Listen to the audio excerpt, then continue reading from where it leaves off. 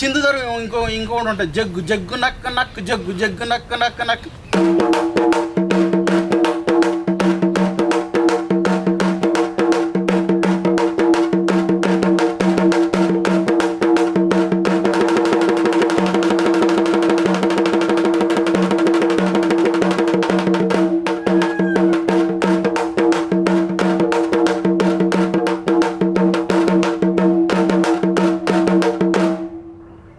ఇది సింధు దాంచిన ఇది కూడా చిందు.